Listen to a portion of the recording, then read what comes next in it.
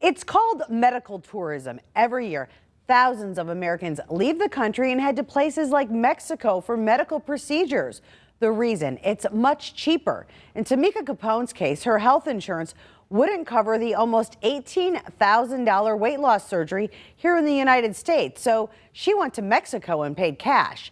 The same surgery cost her just $4,000. Nobody wanted me to go. My husband didn't. My daughter didn't. They was like, don't go to Mexico, don't go to Mexico. But that didn't stop Tamika Capone from boarding a plane in Memphis in October and flying to San Diego, California, where she then crossed the border to Mexico on a medical transport bus.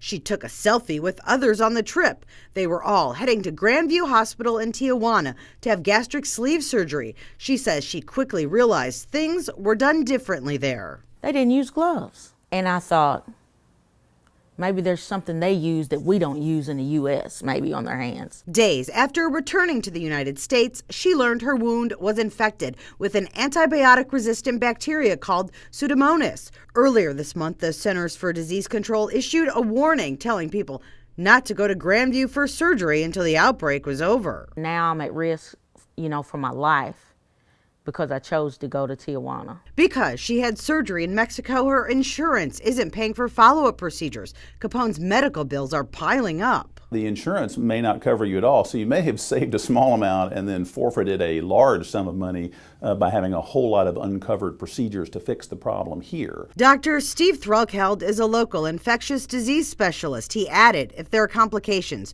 you may have more than insurance problems. Surgeons here may be reluctant to wade in and work on that problem because they may not understand fully what the surgeon there did. Threlkeld says if you choose to take a medical tourism trip, check to see if the facility is accredited by the Joint Commission International, which means it's held to higher standards. You know what you're getting in terms of the procedure, the doctor, the equipment that they're using, and the facilities in which you're getting them done. You can have confidence that they've been looked at and been kind of verified. He says after the surgery, make sure you get complete copies of all your medical records before you leave the other country. So if you have a complication in the U.S., doctors here can see what was done. I know there's people that need this surgery. Capone's advice, don't be cheap when it comes to your life. Try to save your money to get an in-state doctor so that you don't have a risk like I did.